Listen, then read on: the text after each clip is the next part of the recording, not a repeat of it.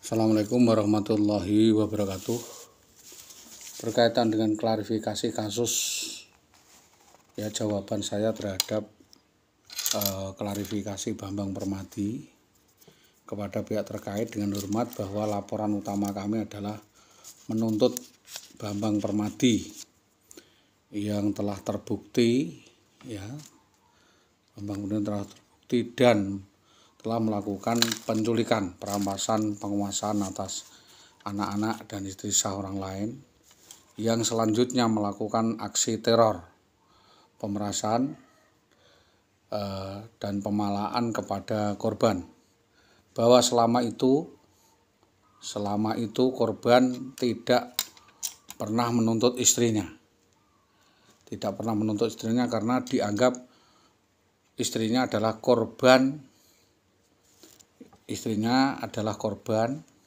rayuan gombal atau tipu muslihat atau tipu daya, bujuk rayu dari Bambang Permadi, yaitu yang menjanjikan akan mengawin atau memperistri sehingga merelakan perkawinannya dan rela kabur dari rumah dengan segala tipu daya dan tipu gelap. Dan aksi penculikan perampasan tersebut dalam laporan polisi. Bahwa benar-benar Polres Pati terkesan tidak menanggapi laporan demi laporan kami secara fair dan objektif dengan menyatakan bahwa ini adalah alibi di mana istri kami lari karena KDRT. Tidak benar. Tetapi karena janji saudara Bambang Permadi akan menyelamatkan atas alibinya dan menolong. Polres Pati seharusnya melalui surat apa yang disampaikan Mensesnek juga menyatakan bahwa Bambang tidak bersalah dan tidak pernah melakukan hal itu. Ya, sangat lucu. Selanjutnya tanggapan saya ini ya, tentang penolakan 180 derajat ini tidak masuk akal, sehingga saya bersikeras untuk meminta kembali para pihak untuk membantu kami mempertanyakan kembali kepada Polresta Pati dan Polda Jawa Tengah, sudah sampai di manakah penanganan kasus seperti ini? Apakah penanganannya sinergis atau tidak, objektif atau tidak, sehingga kasus ini mengendap dan masuk angin. Saya kira saudara Bambang Permadi adalah mucikarinya, atau mucikari dari saudari Indah Widiawati adalah Bambang Permadi, Sri Tomo Tambak Romo, dan Supawatin.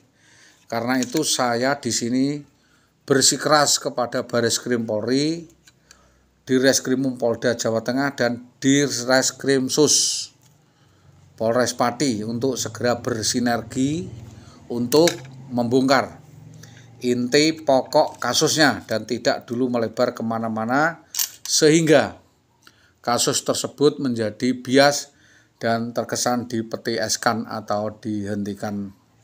Kami meminta Ombudsman RI untuk menyampaikan kasus ini ke Polresta Pati kembali.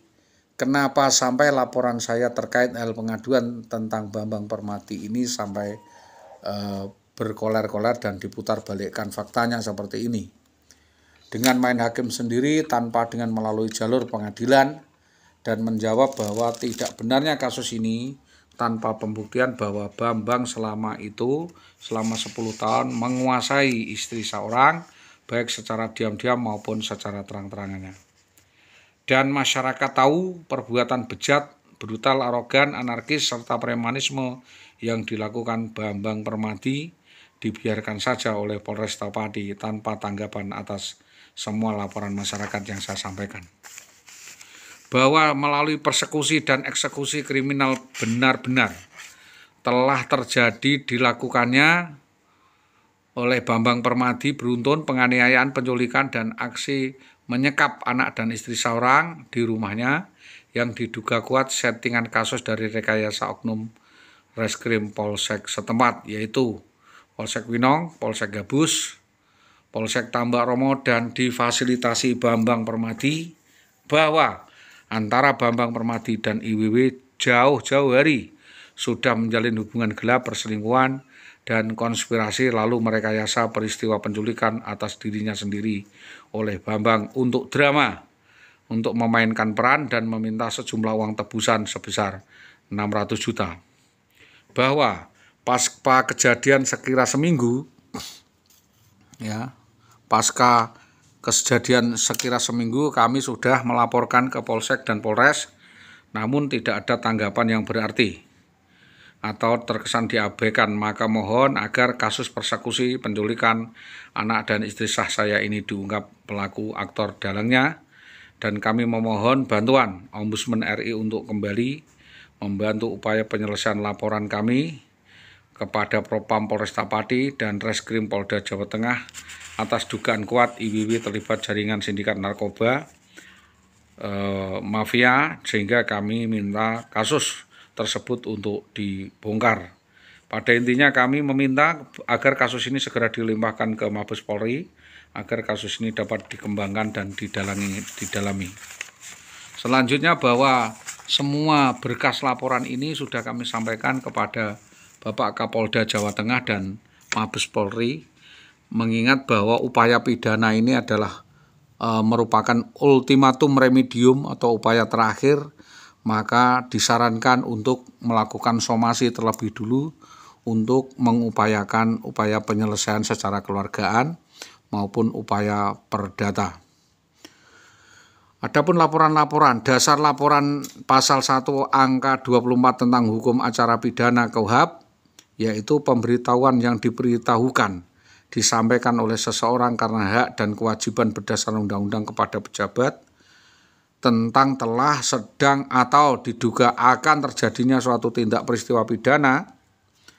Ini artinya bahwa peristiwa yang dilaporkan tersebut belum tentu perbuatan pidana, sehingga dibutuhkan tindakan-tindakan penyelidikan tambahan oleh pejabat yang berwenang terlebih dahulu untuk menentukan perbuatan tersebut apakah merupakan tindak pidana atau bukan, dan kita sebagai orang yang melihat suatu tindak kejahatan memiliki kewajiban untuk melaporkan kepada pihak yang berwajib, dalam hal ini adalah Polresta Pati. Selanjutnya, bahwa perangkat sistem peradilan di sini sesuai dengan pasal 2 ayat 2 PP 23 2007 atau pasal 2 ayat 2 PP nomor 23 tahun 2007. Ulang, bahwa kita dapat melapor hal-hal tersebut. Kita selaku manusia atau masyarakat dapat melapor hal-hal tersebut ke kepolisian, mulai tingkat sektor, polsek, di mana tindak pidana itu terjadi atau itu dibolehkan untuk melaporkan hal tersebut ke wilayah administrasi yang berada di atasnya, itu TKP. Dan SPKT ini memiliki tugas pokok, yaitu memberikan pelayanan terhadap laporan pengaduan masyarakat. Ketentuan pasal 106 ayat 2 Peraturan Kepala Kepolisian Negara Republik Indonesia nomor 23 tahun 2010 tentang susunan organisasi dan tata kerja pada tingkat kepolisian resort dan kepolisian setingkat sektor. Dalam hal ini, sektor bertugas memberikan pelayanan kepolisian terpadu terhadap laporan pengaduan masyarakat, memberikan bantuan pertolongan, serta memberikan pelayanan informasi, petunjuk, dan tindak lanjutnya. Pelapor secara lisan maupun tertulis telah menyampaikan hal itu.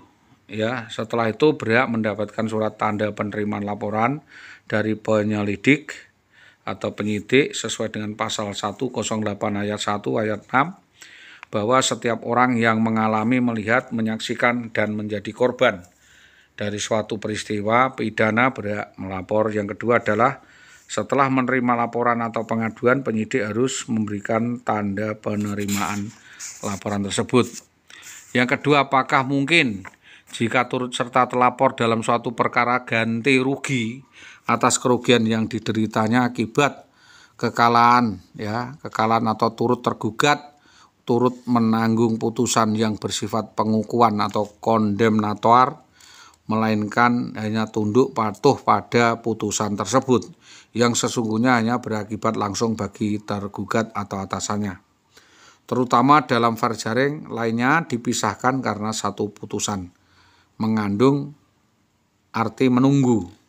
Kami menunggu atau menanyakan kembali alas hak pasca putusan, langsung mengajukan gugatan, atau hal itu harus menunggu perkara overspels, bahwa sebagai turut tergugat mengikuti proses perkara utama terlebih dahulu selesai atau sampai perkara tersebut berkekuatan hukum tetap. Kemudian setelah itu dapat mengajukan gugatan ganti rugi terhadap tergugat, dan hal itu penting sekali agar tergugat tidak menggunakan tangkisan atau litis pedentis atau tangkisan atau eksepsi. Karena apa? Perkara utamanya adalah kriminal dan belum final atau belum selesai, dan mencegah putusan yang saling bertentangan sebagai alasan pengajuan peninjauan kembali atau request sivil atau civil request. Selanjutnya, bahwa jika bukan mempidanakan paksa, atau wan prestasi dengan kata wis pokoknya dengan menggunakan cara-cara kekerasan, vandalisme untuk memperoleh hak-hak keperdataan, overmach, dan hasil konspirasi kedinasan. Karena apa? Selama ini seolah-olah penggugat sajalah yang berhak menentukan arah pilihan mana yang harus ditempuh dihukum tanpa mengingat dan menimbang, menentukan pihak mana yang inginkan satu paket mutatis mutandis untuk dihukum pengadilan dan harus membayar ganti rugian sesuai dengan VD putusan tersebut. Justice before the law dan justice delayed is denied. Jadi keadilan yang ditunggu-tunggu itu tidak pernah akan adil karena ada prosesnya. Dalam prakteknya istilah turut tergugat, ya misalnya atasan, rekan kerja, kroni, seringkali dikaitkan dengan eksepsi. Turut tergugat mengenai gugatan penggugat di luar pengadilan presisi. Karena gugatan kurang pihak, nggak ada yang mau dijadikan saksi dan lain sebagainya, atau excessum plurium litis konsorsium. Terkurangnya, yaitu kurang relevannya dengan asas peradilan cepat, sederhana, berbiaya ringan. Karena eksepsi gugatan kurang pihak akan diputus pada putusan akhir, bukan dalam putusan sela, maka pasal 70 RU waktu itu hanya berlaku di Eropa, golongan Eropa saja. Solusinya akan hal ini berkaca pada yang pada waktu itu terjadi atau berlaku. Selanjutnya, bahwa pada sampai saat ini tanggal 17 saya berharap agar kasus tersebut dapat diprioritaskan penyelesaiannya untuk dapat dibuka lebar-lebar untuk dapat memperbaiki kualitas pelayanan kepolisian. Demikian variabel reinconvenient schedule ini dapat kami sampaikan atas kerjasama yang baik dari semua pihak, terutama dari kepolisian. Saya sampaikan terima kasih. Selamat pagi. Assalamualaikum warahmatullahi wabarakatuh.